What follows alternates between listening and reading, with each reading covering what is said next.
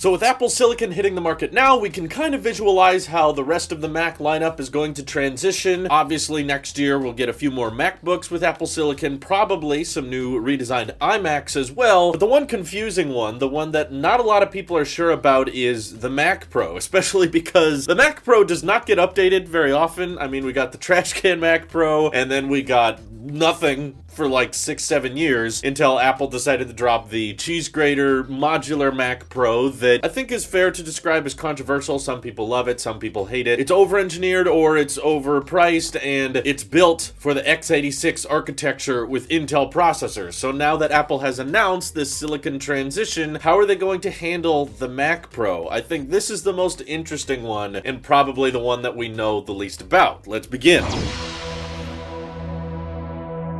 In case you're wondering if there's been that much information leaked about the next generation Mac Pro, not too much. All we really have to go off of is a Bloomberg report saying that Apple is already working on revamping the Mac Pro with a design that is about half the size of the current Mac Pro, which may seem really portable and small, but to those who have a Mac Pro, you can attest the thing is quite large. It's kind of beefy, and frankly, with the transition to an ARM architecture, it kind of doesn't really make sense to keep a machine that large with that much of a cooling infrastructure, and with so much of the CPU and GPU now being more integrated onto a single chip. Keeping a machine of that size might not be super important anymore. And there are several different ways Apple could take the Mac Pro approach, and the sad part is I know that there's a lot of people out there that have dropped $30,000, $40,000, $50,000 on this machine, and it's very likely that by 2022 Apple could launch a redesigned version of the Mac Pro that outperforms the last version in every way, and likely could end up being a whole lot cheaper because Apple is building these processors themselves and don't have to pay for those insane Intel taxes. And the confusing part about the Mac Pro is, as it currently stands, it's supposed to be so customizable. I mean, just looking at the store as it stands, you have so many different CPUs to choose from, so many different RAM options to choose from, so many different GPUs to choose from. There's so much variety with the Mac Pro, and of course, you can open it up and add more SSDs to it yourself. But with the system on chip design they're going forward with on the M1, it seems like simplifying the computer and combining as many parts as possible is how Apple achieves that great power efficiency, and this is how they make performance so great on a chip that is so tiny and small. So now that Apple is putting the M1 chip in so many different machines and just having a one-size-fits-all mindset towards the MacBook Air, the base model MacBook Pro, and the Mac Mini, which is a desktop, how is Apple going to handle the Mac Pro exactly? Are they really going to have all these different variants of the same CPU for people to choose from, or is the Mac Pro potentially going to lose a lot of its customization? If you had to ask me what my guess is, I would say yeah, I think that the next generation Mac Pro might be somewhat modular, but severely less so than it is currently, especially if we're looking at current Apple Silicon, which has an integrated GPU, unified memory, and the SSDs are stored all on that single chip. That's not going to be user upgradable. There's not going to be a little 5nm or 4nm chip that you can go in and upgrade the SSDs yourself. Now, it is theoretically possible with an ARM architecture to still allow people to provide their own SSDs that tap into the logic board. They probably just won't be as fast as the onboard memory that is included with the chip. And I also think Apple is still going to make their own dedicated GPUs as well. Sure, with the M1 chip, they're using integrated graphics, which are actually pretty impressive for the size of the chip and how little power it's operating on. But I still think that for the 16-inch MacBook Pro and the iMacs that are getting redesigned next year, those will most likely get an Apple-branded dedicated GPU with groundbreaking performance, and that's what will separate the Pro class Macs a little bit more from the integrated graphics Macs, which are more in the 13-inch MacBook department or the Mac Mini department. So like affordable integrated graphics on the M1 chip are fine for the everyday consumer, but if you need something a little bit more powerful, they're going to reserve that for the 16-inch Pro and the iMacs. That's a guess on my part, but given how they don't seem to be rearranging the lineup too much with this Apple Silicon transition, my guess is the 13-inch MacBook Pros, when the rest of them get updated, they'll be rocking an M1X chip, no dedicated GPU, and then the 16-inch MacBook Pro will get an M1X chip with a dedicated GPU. So it'll still have a few performance advantages there, and perhaps with the updated Mac Pro, you will be able to at least add multiple Apple dedicated GPUs if you want to. So if it's not a huge concern and you're more budget conscious, course, you can just have one on that machine, but if you're doing a lot of graphics rendering where that might make a big difference to you, then they let you upgrade to 2, 3, or 4 Apple dedicated GPUs. And again, they could allow you to upgrade the SSDs yourself, but if the storage speeds are not going to be as fast, I could see Apple not making it as easy as they do currently with the Mac Pro. And because of how complicated it is to make an ARM architecture that's also user upgradable, definitely not going to be able to upgrade the RAM that well if it's a unified memory architecture. That's going to be like trying to have upgradable RAM on an iPad or an iPhone. Again, theoretically, they could allow you to add extra RAM. It's just not going to be as good as whatever RAM ships on that chip anyway, which is why, because of all these complexities and all of these theoretical speculation points, I definitely think the Mac Pro is going to get Apple Silicon last. Everything else is going to transition, in my opinion, pretty quickly, but then at the very, very end of this 2-year mark is when Apple's going to be like, okay, we got to update the Mac Pro. And the interesting point that Bloomberg brought up in their article is they said at this point, it's not clear if the Apple Silicon Mac Pro is going to sell alongside the current Mac Pro or replace it, which in my opinion also brings up some interesting questions of maybe this smaller Mac isn't necessarily supposed to be like a cheese grater Mac Pro replacement. It's just supposed to be a very powerful, very capable tower that's in a reasonable price point, unlike the Intel Mac Pro. And for people who don't want an all-in-one design and want to supply their own monitor and keyboard and mouse, but still want something with Mac OS and they still want the best performance and storage options available, they could buy this smaller Mac Pro, whether you want to call it a Mac Pro Mini or Mac Mini Pro, and this thing will allow you to get those great performance gains, but still maybe start around the $3,000 price point instead of the $6,000 to $50,000 price point, which is just a whole nother market in itself. And I've ranted on the Mac Pro many times in the past, and I've said in those videos that essentially it feels like a new category. It doesn't feel like a follow-up to the last Mac Pro. It feels like Mac Enterprise. It's like just catering towards movie studios that can afford to drop that kind of money, and I would rather Apple have made a tower that is at least somewhat obtainable to the average consumer, more so like the last Mac Pro was. And who knows, with the transition to Apple Silicon, maybe Apple will just ditch the whole upgradability pitch entirely. I know a lot of you aren't a fan of that, and while there are a lot of theoretical things they could do with ARM, I say we should still consider it totally possible for Apple to say, you know what, with Apple Silicon, you don't need upgradability anymore. The chip, the RAM, the storage is going to be so good and the pricing is going to be so fair that you don't even need to upgrade anymore. So we're just going to make a little Apple branded box that has insanely good performance to the point that you don't even need to worry about upgrading it, and it's not even that hot, so you don't even have to worry about the thermals of it being too limiting. And this will vastly outperform the last generation Mac Pro, and just no more upgradability. Then they just go back to the old trash can days of the Mac Pro, and as long as they nail the I/O on the back and give it, I don't know, 6 to 8 Thunderbolt 3 ports, hopefully by then we're on to Thunderbolt 4 or something like that, then it'll have to just suffice and be enough for what the professionals need. Some of you, I'm sure, are not a fan of that. You'll want to open up the machine yourself and start tinkering with it, but something tells me with Apple's system-on-chip designs that are already outperforming way more expensive Intel machines that Apple might just go forward and say, we're going to put a 4nm or 3nm chip in the Mac Pro and it'll be insanely fast and the entire system will be right on that chip. The RAM, the storage, the integrated graphics, maybe a dedicated GPU, but I'm not even sure if that's going to be upgradable. And I hope those of you who may be waiting or maybe in the market for a Mac Pro and thinking about what to get, keep in mind the Apple Silicon version might not be upgradable at all. I could see Apple doing a total 180 because performance is what really matters at the end of the day, right? To some of you, upgradability might matter more, but with Apple and them using their own custom chips, I feel like that's going to slowly become less and less important. And let's be honest here, financially, it's in Apple's best interest for you to not have an upgradable machine because they would rather you just have to buy a whole new computer instead of just upgrading the same old computer over time. That's the sad world we live in, but the good news is all the computers Apple is transitioning are going to be much, much faster, much smaller, much more quiet, and use a lot less energy, which is a win. So I'm going to try to focus on the positive and not so much on the negative. What do you guys think Apple should do with the Apple Silicon Mac Pro? Do you think they should still focus on making it upgradable? Would you like it to keep the current design of the cheese grater, or would you like them to make a Mac Mini Pro of sorts, or a more condensed down, smaller Mac Pro? Do you want to see the trash can come back? All your crazy, stupid ideas, feel free to let me know. This is your Apple Sheep here. I'll see you in the next one.